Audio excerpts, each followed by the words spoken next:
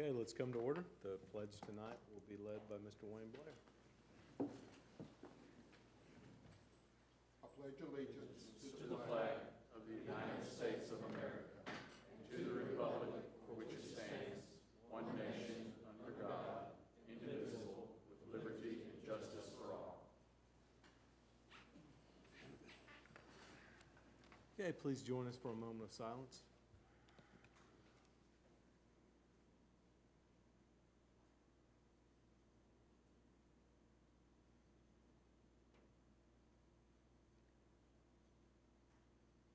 Thank you. Approval of the agenda. Dr. Burns, Yes, sir. I'd like to request that we add the report from the policy committee to tonight's agenda to stay in compliance with our board policy. I know there's a specific reference that is absent tonight that we may not take that up, but just to stay in compliance that we have that on the agenda for historic record. Okay. Well, first let's get a motion. Let's do this in a parliamentary way. First, let's get a motion on the agenda as presented. I move to approve the agenda, and we'll let Aaron do it. Is there a second? Second. Now, Aaron, you want to offer that as an amendment? I'd offer that as an amendment that the report that's reflected in the minutes from the policy subcommittee be added to the agenda this evening. Okay. Is there a second? There's a second. So would this be considered first reading? You know, what happened, we did not really follow our policy this time. I mean, the policy does state that we put it on the next meeting, and what happened was Angel, who is our staff attorney and sort of oversees policy, is out of town, and so it's going to be on the next agenda. So that's what happened, and Aaron has pointed out that that's actually a violation of our own policy. We don't have to take it up this evening, but just for historic record that it's there and it keeps us, right on track with our board policy. With Angel's absence, there's a specific reason not to address it, but just to have it appear on the agenda keeps us in compliance for historic record. But would it be appropriate then if we do add it, then we move to table it until Mr. Reed or Ms. McLeod, either one, are here? Tell you the truth, I don't even feel like we need to have a motion to table. We just don't take that matter up. No, I think if it's on the agenda, we have to address it somehow. So that'd be okay with me if you want to handle it like that. Okay. Okay. Further discussion on the amendment to put all those policies on the agenda. Also, the other thing that we've somehow gotten off track with it actually requires 3 votes, not 2. So this would be the first of 3 votes, or if we put it off, whenever we vote, will be the first of 3. Readings. Yeah. Y'all in favor of the amendment, say aye. Aye. Grant. Any opposed? So the motion is amended is to approve the agenda with the policies added. Let's see, where shall we add them? Right before general discussion?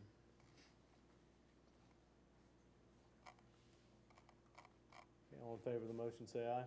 Aye. Opposed, say no. Motion's adopted. Aaron, thank you for keeping us straight on that. Next will be the consent agenda. So moved. Second. Discussion?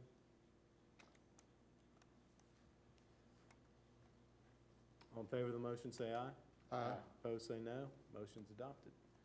I don't believe we have any visitors who want to speak anyway tonight. Takes us to number 7. Anything that pertains to Mr. Sandvik's responsibilities, I hate to limit you with respect to questions, but he's got to be at the courthouse at 5:30 to sit in on budget, make sure that our budget is carried through with what we've requested. So, given that we went over those items last night, is there anything that stuck out in anyone's mind that they might want to have questions for Mr. Sandvik while he's still here, because he's got to leave here in the next few minutes? So you're talking about A, B, C, and D under 7, that would be. Yes. Questions on any of those items?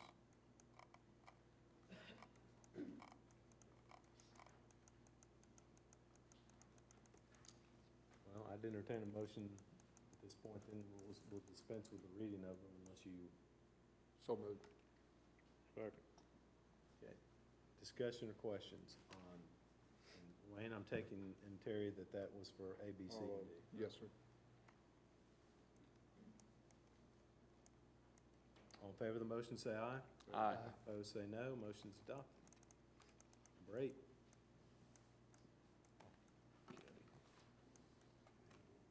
Seconds.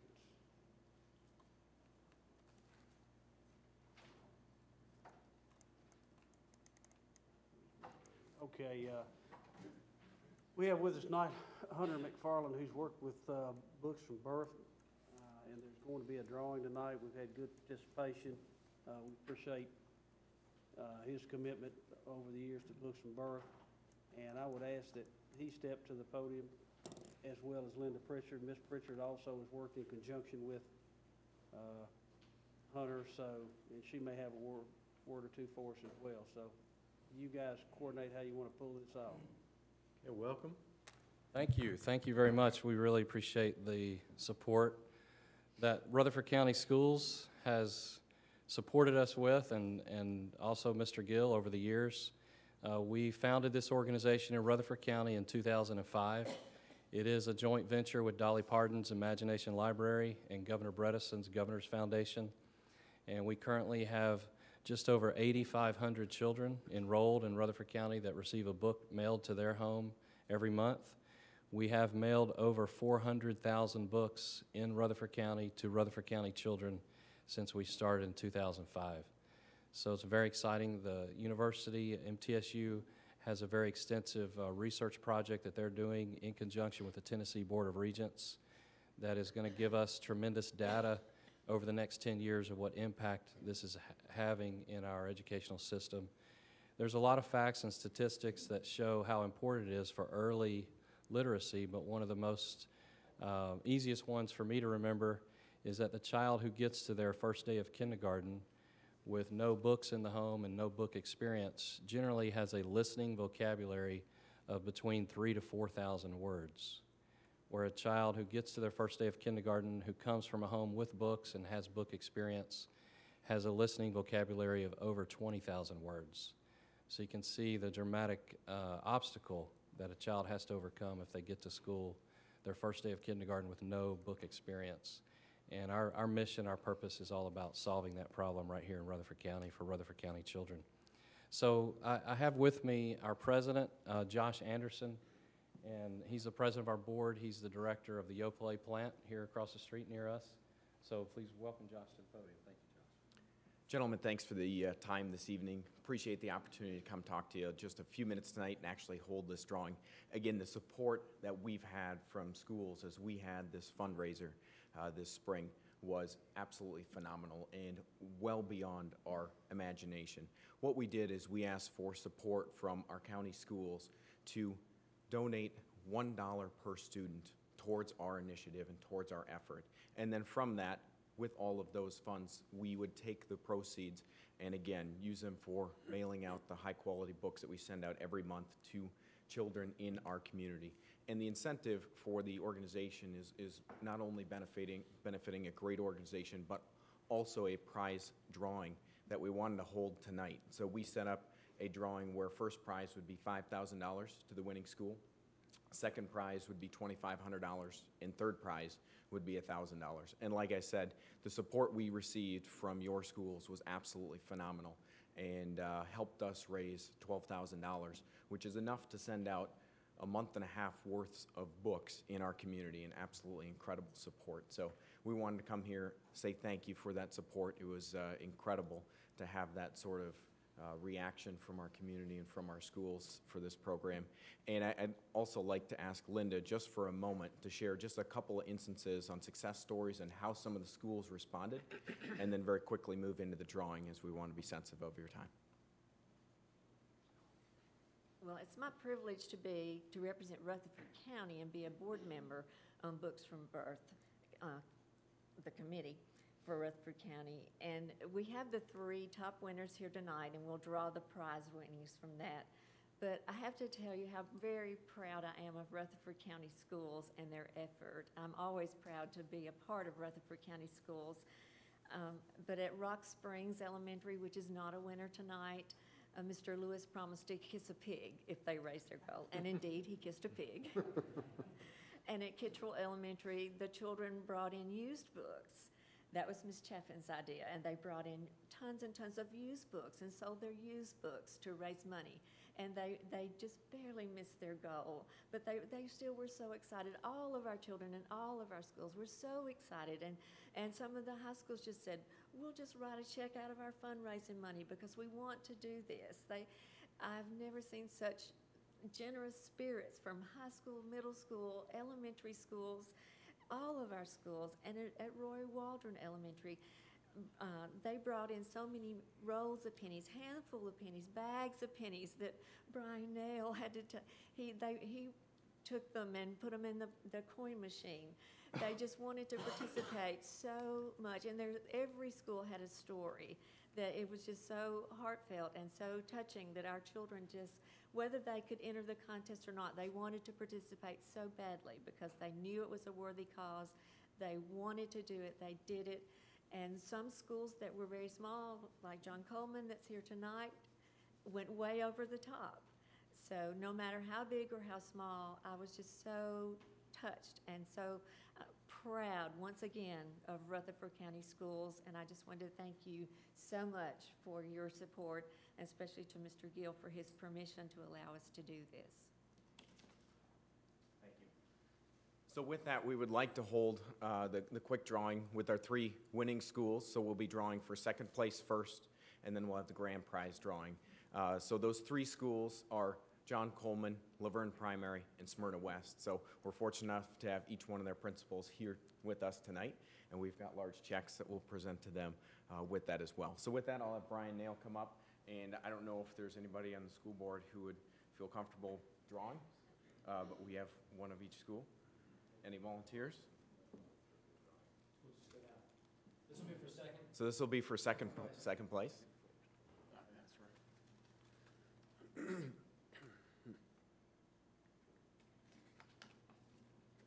And it's John Coleman.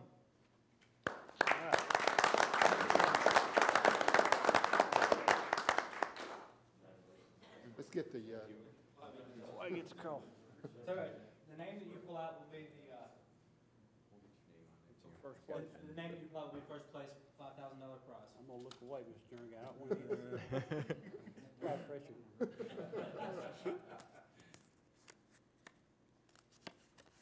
Smyrna West. Smyrna West.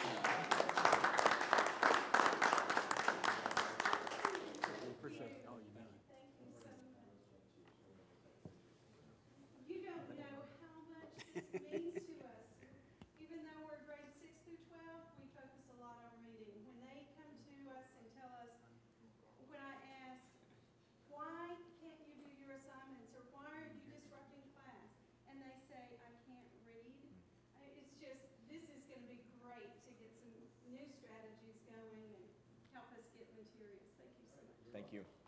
So with that, one to. We'll take pictures. Yeah. So with that, we'll be sensitive of your time. Wanted to say thank you again for the opportunity to be here tonight and support of the program. So thank you so much. Have a great evening. Well, thank you for coming. It's a wonderful program. We appreciate all the work that goes into it. I'm just curious, what percentage of the county's kids are signed up for this? Do you have any idea? Yeah, we've got about 64% of eligible county student or kids signed up for this, and that's about 8,600 or so, according to last census information. So what strategies do you have to get the other 36% signed up?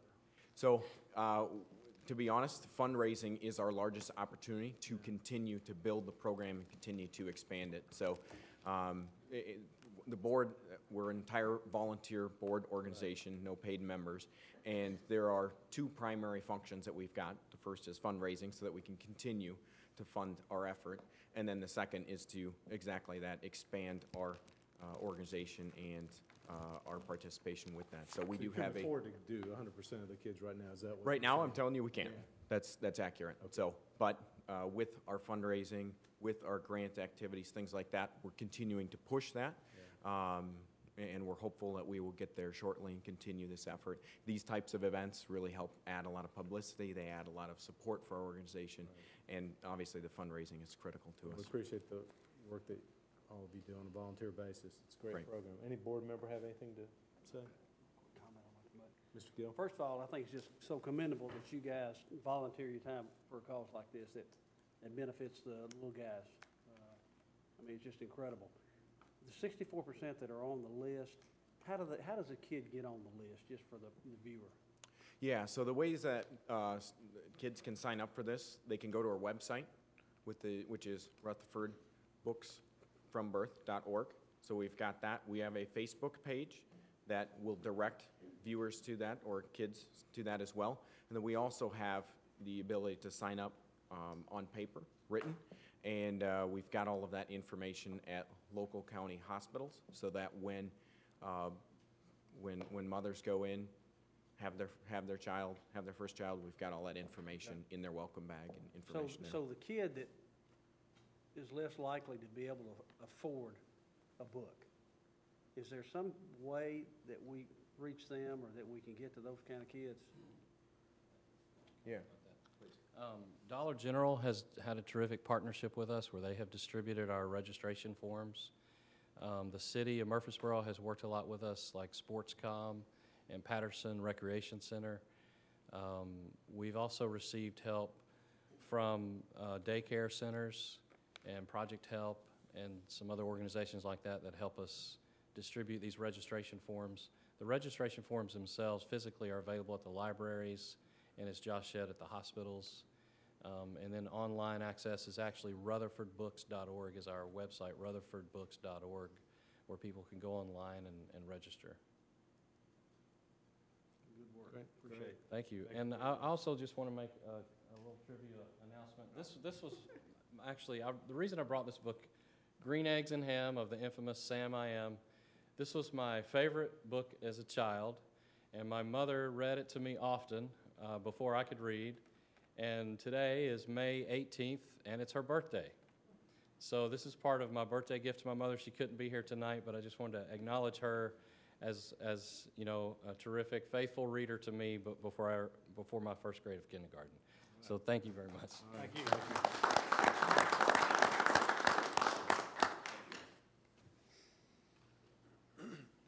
Number 9. Report on priority goal number 3. Attracting, retaining effective teachers is defined at the board's strategic planning retreat on February the 12th, 2011, and Ms. Barnes will handle that.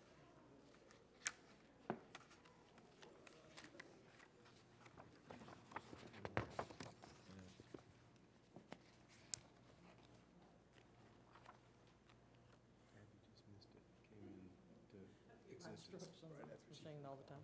Good evening, and thank you for including this as one of your priority goals by the board, because I'm happy to report about teacher recruitment and retention. I think we have a very strong program, and we have a lot to offer teachers coming to Rutherford County schools.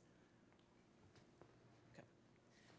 Recruitment initiatives for our system include a new online application for all employment opportunities. You may recall 2 years ago, we purchased the rights to the SearchSoft, excuse me, the SearchSoft program. It is an outstanding program used by several larger systems in Tennessee and, of course, in the nation. And this is funded through our Title II funds because those can be used for teacher recruitment. So this has made application very easy for our candidates, and it's very easy for our principals and supervisors, excuse me, to search for candidates once they apply for positions online. The candidates have immediate access to our job board and to vacancies that are posted on our website. Then principals have access to the site so that they can search for applicants by degrees, by areas of qualification, by persons who have expressed an interest in their position. It also allows principals to notify applicants regarding their status and completion of that particular job posting. So if they have 150 applicants for a position, They can go in and send a mass email to the applicants and say, thank you for your interest in this position. They can single out 20 or so that they may have screened and identified for interviews and say, we'd like to interview you, please call us for a time. We can send out an email to the others that said, we're interviewing, but we may call you later, should we not find a suitable applicant. So there's all kinds of ways that they can use this process to notify applicants, and we think that's very, very important. And it also requires the principals and supervisors to indicate status when they do interview, if they're a suitable candidate, if they have strings, so other principals that may have the same applicants can see those comments and help them to move forward with their job postings. We also accept all state-approved teaching experience related to salary, and that's one thing Rutherford County does that not all systems do. So when a teacher comes to us with 30 years' experience and it's been approved by the state of Tennessee, they are paid for 30 years' experience. Many systems cap, but we think it's important to pay teachers for their experience that they have in their school experience and career. We have a very robust benefits package, including strong health benefits, vision, dental, life, our employee assistance program, and long-term disability. We provide a hiring bonus for fully licensed teachers in the hard-to-staff areas of math, chemistry, and physics. And this is something we put into our negotiated contract 3 years ago, I believe, when it came out from the state that this was a requirement. And we met as a committee and identified those core areas, and they actually haven't changed over the past 3 years, but they continue to be our hardest to staff areas. And we provide assistance to out-of-state applicants trying to secure a position in Tennessee to teach. Many of them have licenses in other states but don't know what to do, so we work with them in our office, direct them to the state, help them through the knowledge that we have, and make sure that they can acquire that state of Tennessee license and help them pursue employment opportunities with us. We maintain a very open line of communication with our local colleges and universities to assist non-education program graduates with transitional licensing opportunities. I think we currently have somewhere around 70 teachers on transitional licenses. These would be persons that have a degree in physics, for example, but not a teaching license. So they go through a process through the state of Tennessee, which is approved. We work with the state and with their university, and they create a program of study for that individual that tells them over the course of 2 to 3 years they have certain education classes they must take in order to achieve their teaching license. Those contracts are on a year-to-year basis, provided they continue to meet the criteria as set by the state of Tennessee. So we assist our candidates in that area. We do encourage our principals to hire fully licensed teachers first. But should they not be able to fill a vacancy, we certainly look towards transitional licensed teachers, and we have many that are very, very good in our system. We provide principals and supervisors with communication from the state of Tennessee regarding other approved non-traditional licensing programs, such as Teach Tennessee, the Nashville Teaching Fellows, which is through a state grant that now helps Tennessee find candidates that are not education majors but have those degrees and are looking to relocate to Tennessee. Teach for America, which is a similar program that's nationwide, and Troops to Teachers, which helps our exiting military find teaching positions in their fields as well. We also support the employment of retired educators. We have a number of retired educators who come back to us primarily to do interim positions. So when a teacher takes a short-term or a long-term leave, our retired educators come in and fill those slots. So we're fortunate to have those people come in because they know what they're doing. They step right in and take over, and they haven't missed a beat from the time they were in the classroom from before.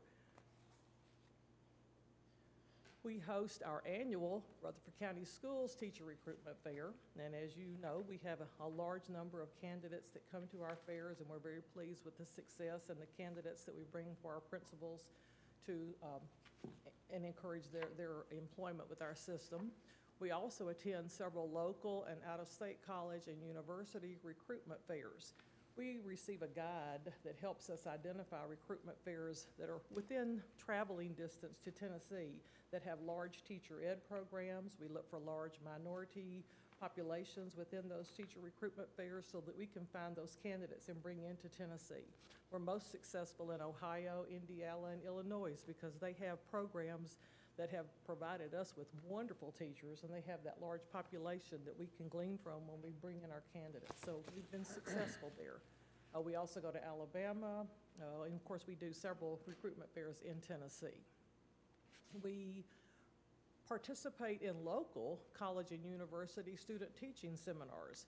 We provide those opportunities for on-site interviews, and we are able to distribute program completer lists to our principals that when those are received from universities. For example, MTSU gives us a list every semester of graduates from the education program, and it tells them their major, their graduation date, contact information, so they get a heads up on candidates that are out there in certain fields before those people actually may start looking for jobs. So if principals are really on it, they can make those contacts and start making communication when they know they have a vacancy.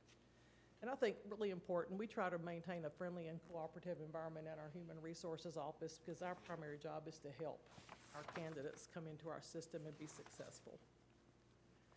Our retention initiatives, the instruction department, in collaboration with several departments in the system, they host the Assist Academy, and that's the academy to support, sustain, and induct successful teachers.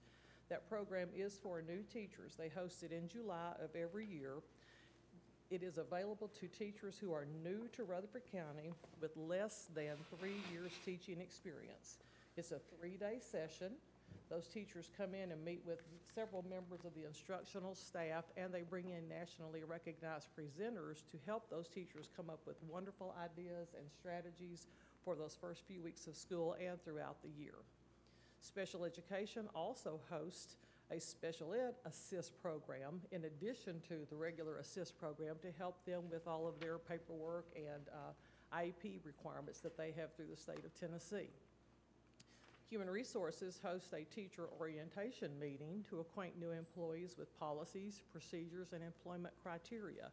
And we certainly can't cover everything about the system in the 3 hours that we schedule, but we make sure they understand where to find the information and how to contact us if they have questions.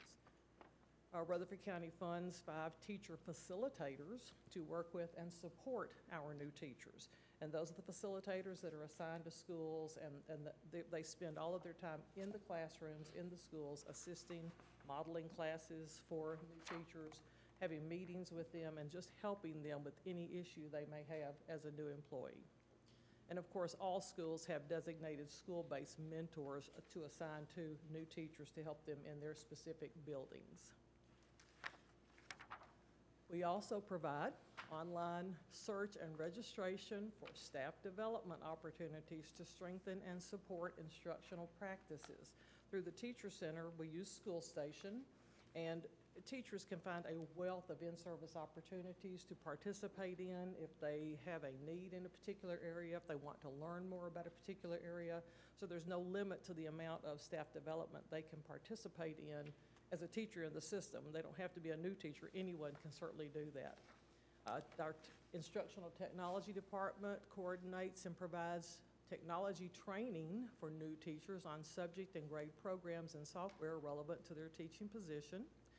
We also provide opportunities for summer writing and reading academies led by nationally recognized presenters for teachers, and new teachers are always encouraged to participate in these activities to learn more about what they do in the classroom. And of course, we have our 2-day differentiated instruction conference for up to 1,000 teachers on strategies and teaching trends. And this is something that our system has done for the past 4 years now, I think, if not longer. We also utilize the news and notes that comes out of Mr. Evans' office, but it's a great tool because it provides system updates and information on professional growth opportunities within our system, as well as help to publicize information about community groups and colleges and universities that are offering opportunities for our teachers. So we want them to be kept abreast of what's available to them to show improvement. We support job share opportunities at school sites at principal discretion. So if you have a position and 2 teachers have retired and want to come back into a job share program, they are allowed to do that, provided that the principal thinks that's in the best interest of their school. So job sharing allows 2 teachers to continue to teach for strong teachers who have that experience. And we celebrate successes at the school and system level, and I think that's a very important thing that we do. Indirect retention initiatives, I wanted to add these because these also make an impact for every teacher, not just new teachers, but you have your teacher advisory council that Mr. Gill meets with once a month during the year, and that helps teachers to come in and have a voice about issues and concerns they may have in the system. And so people have an opportunity to voice concerns or voice suggestions. We have professional ethics training that is held every year at the school by the principal, and we want this to be done to make sure teachers or all employees understand what they need to do, what to be careful about. We want them to be successful and not be caught in situations where it is detrimental to their career. We have all of our Safe Schools initiatives because we want our schools to be a safe place for teachers and feel like they will be safe in their teaching environment. So we have our emergency response plan, which I think adds a great deal of protection to our teachers and our schools. Of course, we have our, I put student, but school resource officers, our SROs in the schools as well, adding to that element of safety. We have our school counseling services and our SAP process, and that's our student assistance team that provides teachers an avenue to make recommendations for students who need assistance, so a group of teachers comes together. But as a new teacher, you may not know how to help an individual child, but when you pull that team together, then you have experience from many different levels that can pull together and assist and give that teacher some suggestions. And of course, having health services and school nurses also has an impact on the success in a school because you have yet another level of support for all teachers. And that includes all of our system level support. From your recommendations, we have looked at some proposed initiatives for teacher recruitment and retention. One of the things actually we started in February was to create an exit interview for each teacher leaving our system who chose to resign or retire. We started it in February, and we've had to date 43 responses. I actually put a copy in your packet of the survey responses that were received to date, and it's about 2 weeks old because I made the copies at that time. There are also 2 questions at the end of the survey that ask, what would you like to see done differently? What one suggestion do you have for our system? So I've included a copy of those responses, and I was very pleased to see that the responses were very, very positive from teachers leaving our system. There are a couple of suggestions in there that's what we need to talk about as we use the responses to this survey. But overall, I think you'll see that the responses were very positive for people leaving our system. We'll also use the data from the Tennessee TEL survey, because and I've included a copy of that survey in the packet as well. The last 6 pages, I believe, 29 through 36, focus on new teachers and how do they respond to certain questions about mentoring and assistance at the school level. So take a look at those pages as you look through that TEL survey. And then finally, we want to host a biannual or quarterly session for new teachers to share, discuss, and seek assistance.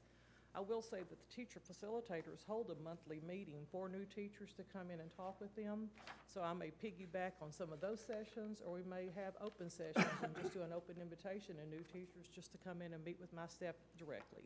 So we'll work out the details on that. Finally, I wanted to provide you with an employment summary because I thought these were some interesting figures. Our total certified staff for the past 3 years, as you can see, in 2008-09, we were at 2809, in 9-10, 2878, and in 10-11, 2985. The teachers recommended for tenure in 2008-09 were 270, in 9-10, 256, and in 10-11, 235. I did add another number there. The total number of teachers renewed and given tenure this year was 622. That's a huge number when you think about the population of our employees. I also added resignations, retirements, and non-renewals. So you can see for each year, I made some mistakes on this, 08-09, resignations were 119, 71 retirements, and that was the year we offered our incentive. And we had 61 teachers non-renewed. In 2009-10, we had 109 resignations. We had 26 retirements, which is more reflective of an accurate number, and 46 teachers non-renewed. And in 10-11, and this is to date, we had 47 resignations, 37 retirements and 59 teachers who were non-renewed this year. I added a column about employment of retired educators so that you could see this year we had 15 teachers who are retirees working on a contract of 120 days or less, which is what the state allows. And then we had 2 teachers who actually came in at more than 120 days, which requires commissioner approval and Mr. Gillard's approval to allow them to do that, and that's then reflected in their retirement benefits. They have to do something a little bit different. And then finally, teachers on transitional licenses. In 2008-9, we had 88. In 2009-10, we had 82. And in this year, we had 77 teachers on a transitional license of some capacity. That could be Teach Tennessee, the state's transitional license, Troops to Teachers, any of those combined. And with that, if you have questions, I'll be happy to answer them for you. Wayne? On the assist program in July, do you get survey information back? The instruction department may get that, and Mr. Odom, he may know that, we don't, but. That's what, I was just curious how it worked out for them. And there are typically about 150 teachers that they prepare for that event. Okay. Paul, thank you for that report. As you mentioned, that was one of the items we identified at our retreat as being of particular importance, and we knew you were already doing stuff. I'm not sure we knew how much you were doing, so. Good. Gratified to see that. Aaron, did you? Do we know of additional retirements or resignations that are pending? Well, I did this, I pulled those numbers probably 2 weeks ago, so I'm sure the numbers have changed some. I can easily get those if I need to. Okay, but this is reflective of everything that we know about right now? Yes, sir. Yes, sir. Yes, sir. Transition teachers, I've had a hard time grasping Okay. that. Do they operate under the same rules that the other teachers do as far as tenure and those types? Okay, let me answer that. A teacher on a transitional license is someone who does not have an active Tennessee teaching license, but they do have a degree in, or they have 24 credit hours in, or they pass the praxis in a core area. So let's just pick biology. This person has a degree in biology, so he is eligible for this transitional teacher license. And as long as he meets the criteria that his connecting university lays out, which is his program of study, and does everything for us, we can recommend him for 1 year. That year counts towards his tenure time. If that person is rehired the second year because they meet the criteria again, that second year counts toward his tenure time. But in order to be recommended for tenure, that teacher has to be on a regular Tennessee apprentice or professional license that last year before being recommended for tenure. So the time on transitional license counts, but you have to have 1 year, the final year, on a regular license before you can be recommended. Other questions or comments?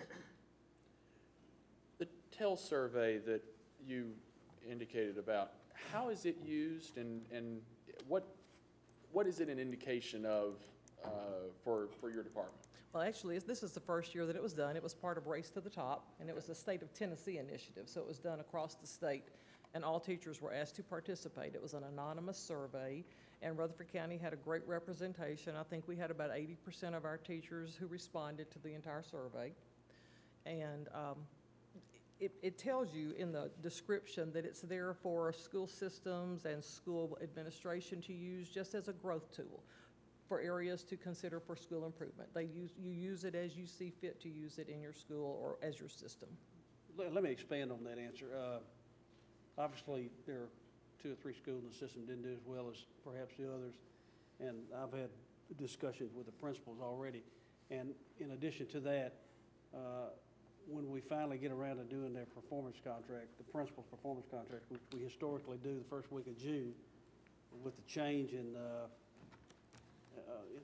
the legislature with respect to principal evaluations, we're going to delay that for a while, but we'll eventually get around to talking with each principal about that survey. I think there's probably good information there. Also would expect some may do a little better than others, but, you know, I mean, I think by and large it's important to all of us that teachers be happy where they work and that they be motivated to do so. I think it's important to add too that Rutherford County scored well above the state in all of the responses as in the total survey. So we had strong responses as well. If I might, I'm sorry, go ahead. No, I think it's a valuable tool, and you know, how we use it in those performance contracts and such, I think there's some value there, and I was curious how it was going to get integrated. You know, the teachers first of all, good job. Thank you. Historically, and I think it's pretty neat that the board recognized the importance of that too. You know, historically, teachers leave because they feel unsupported in their first 3 to 5 years. And we're doing a ton of good things over the course of the last several years. Mr. Oldham, Ms. Barnes, entire staff at providing opportunities for teachers to grow.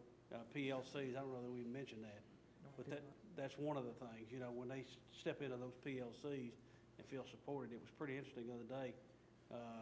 It's that time of year where a lot of people come look me up and want me to help them, you know, get interviews and those kind of deals. And one girl in particular had spoke of, or one young lady had spoken of her experience at her 2 placements and talked about how much one of those schools, the PLCs, welcomed her into the family. They started indoctrinating her in a teacher strategy, whereas the other one hadn't done as good a job. And I kind of communicated that to the principal. Unbeknownst to, I didn't reveal who the source was, but you know, this person felt really supported, which is crucial. I think all of us, I know Mr. Jernigan and Mr. Oldham, remember that first year or 2 of teaching. Well, that was tough. Okay, great. Thank you. Very much. Number 10. Facilities, naming of Stewart's Creek High School. According to the board minutes of February the 3rd, 2005, Rutherford County School Board meeting, Stewart's Creek Elementary School and Stewart's Creek Middle School was named. School colors of red, black, and silver were chosen, and school mascots were chosen as follows. Elementary school, the Cardinals; middle school, the Falcons; the high school, the Hawks. All of the previous were approved by the board unanimously upon recommendation from committee headed by Mr. Gary Patton and Mr. Grant Kelly, with members including Betty and Lee McLaren, Eugene Mullins, Herbert and Ruth Tucker, Connie and Mike Davis, Mark Cole, Steve Sandlin, Connie Sanford, and Darla and Lee Robinson. No recommendation was made for Stewart's Creek High School. That said, we're recommending that you approve the name Stewart's Creek High School for the new high school to be built on Stewart's Creek Elementary and Middle School property. So moved. Second. Discussion. All in favor of the motion, say aye. Aye. Opposed, say no. Motion's adopted. 11. Just, if I might, Dr. Sure. Burns, just real quick. The design will be finished pretty close to the end of this month. We'll go out for bid right around the 1st of June, late June, 1st of July. The bids will be in. We'll mobilize and start construction sometime first or second week in July. So we're right around the corner from starting. Thank you for giving us that. What will the process be in terms of the commission? I mean, they've approved it, but they still review the bids, right? Or how does that work? I don't think that they review the bids. I mean, that's our responsibility, the board's So it's a- responsibility. I think we're set to sail. So we don't have to go for any further approval? Funded it.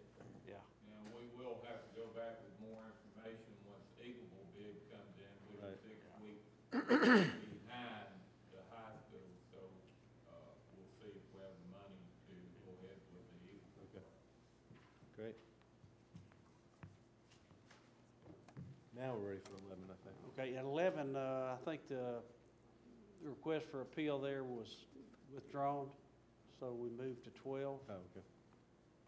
And there's a student discipline appeal. The board has been requested to review the May 6, 2011 decision of the Disciplinary Hearing Authority, DHA, to uphold the remandment of a student from Smyrna High to Smyrna West Alternative School. This review is pursuant to board policy.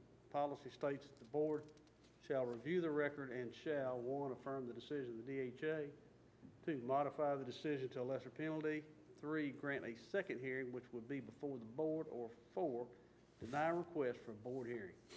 Okay, you've all read the material we were provided, I take it? Make a motion to affirm the decision of the DHA. Motion's made and seconded. Who seconded? Was that? Donald or Wayne? Donald did. Discussion. All in favor of the motion, say aye. Aye. Opposed, say no. Motion's adopted. 13. Rutherford County Schools calendar resolution. In advance of reading the recommendation, just a little history on this.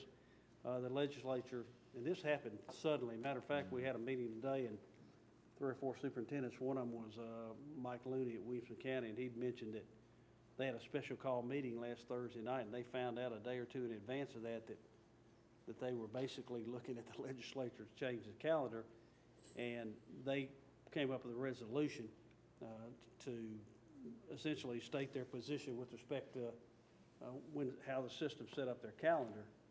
In addition to that, I called Senator Tracy and really appreciate the fact that he was willing to do that. But he's taken an amendment forward on our behalf to basically exempt us from any kind of calendar that they might draft at the legislature. Right now, I think it reads we start August the 1st is the earliest, so we would not have to obviously adhere to whatever's adopted at the legislature if that amendment is passed. And I talked to him right before the meeting. He indicated that they're not going to do anything for the next day or two. Apparently, there's a lot of people that are doing what we're doing, just, throwing their hands up and saying, hey, wait a minute now. We don't know that we don't do that. So it's even possible that the person that originally submitted that bill may even pull the bill. So I do think that there's a distinct possibility that that amendment will pass if, in fact, this resolution goes, if, in fact, this state bill goes through, yeah. So all that said, I think from what I heard the other night that the board probably wants to take a position on a resolution, and that's reflected in the, on tab 3 if you want to look it over. We basically adopted what Williamson County said and put it in our words. I didn't personally think there was any need to reinvent that. Can I just add that, first of all, Harry, appreciate you jumping on this issue. It did sort of come out of nowhere as far as we were concerned. I spoke to Representative Carr this morning. I emailed, trying not to speak for the entire board, but sort of doing that. So I hope you'll forgive me there, that we were not in favor of this issue. Representative Carr mentioned he had not heard from any parents who are opposed to this, that he'd heard from a few who are in favor of it, and I told him I believe that's because parents were not aware that this was on the agenda. I'm not quite sure. So in any event, I'd encourage the board members to contact our legislators. I think they're receptive to our position, but several of them did in fact vote for this as it was working through the legislature. Again, before we had talked to them about it, so perhaps they're gonna see the light here. But if you want to take a moment, if you haven't already done it, to read the resolution, but it essentially hits the points that we talked about last night. As I said in my email, I have a philosophical objection to the state telling us how to run our system. And yeah, they fund a good part of our budget, but still, as a political scientist, can't help but mention that, from the time of our founders onward, there's been this belief that government is best done by the government closest to the people affected. And certainly on the issue of school calendars, the school board is by far the closest elected body. So, and then as Mr. Gillis talked about, there's a range of practical problems involved with this, particularly involving testing, right? Right. I think if you start on the 4th week of August or the 4th Monday, there's a lot of issues it presents. One, less time to prepare for testing, which is what we're the standard we're held to. Secondly, it almost forces you to eliminate fall break, perhaps even spring break. Another issue is, if you have inclement weather and you miss 9 days of school, you're really in trouble then. I think people have grown. First of all, it would be a tremendous grind for teachers and students to go from the 4th Monday in August to testing time without any substantial break. So it's my understanding it was driven by tourism industry and the fact that, with the state of Tennessee can make considerably more money if they started later. But they're not the ones that are being held accountable for test scores and school performance. So, and it wouldn't preclude any district from starting on the fourth Monday in August anyway if they wanted to. So it just doesn't make a lot of sense. Anyway, all that said, I'm going to recommend that you approve the resolution of the Rutherford County Board of Education opposing the 2011 Senate Bill 1471 HB 1805 as amended. So moved. Second. Any discussion? I think it's very well done on our response here. I want to make sure it's put on the screen for the It's on the website if anybody watching at home wants to see it. Assuming it passes, we'll get it to our legislators tomorrow, won't we, Joyce? Fax it to them or email it to them as an attachment maybe, but this is not a time for us to be quiet, and so make a little noise. Other discussion on this amendment, or the resolution rather? All in favor of the motion, say aye. Aye. Opposed, say no. Motion's adopted. Takes us to general discussion. Anybody have any? Aaron, you look like you might have. Yeah, in coming weeks, next meeting and such, we'll work on the policies. By the way, we haven't tabled that. I know it's not listed on the agenda. Good call, we did add it to the agenda. But do we need to do that We first? do. Go ahead and finish your comment, and then we'll take care of that. My comment really comes after that, so.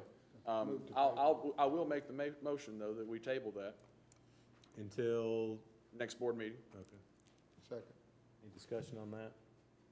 Just trying to keep ourselves in order here, parliamentary and policy-wise. All in favor of the motion, say aye. Aye. Opposed, say no. Motion's adopted. Okay. All right, then, continuing on, there is a policy that's up for review there, and a recommendation change has been suggested. It has to do with interrogations and searches.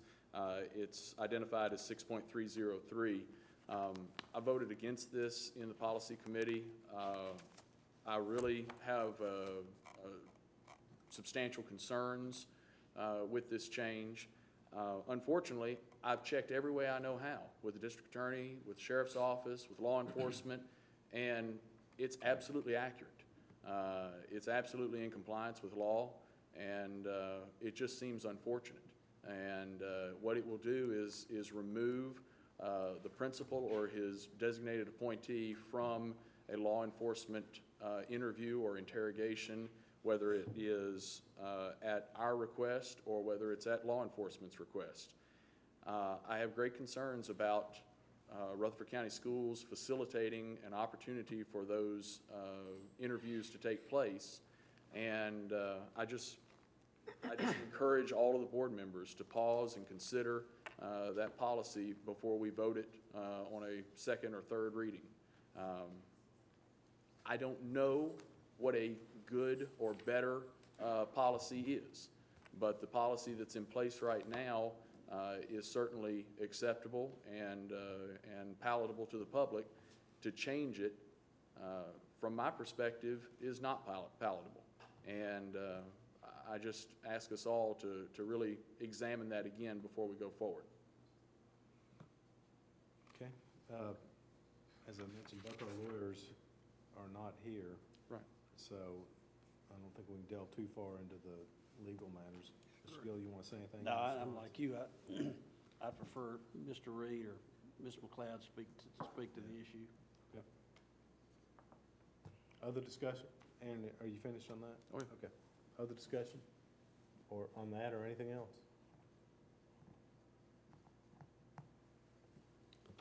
Hearing none, we are adjourned.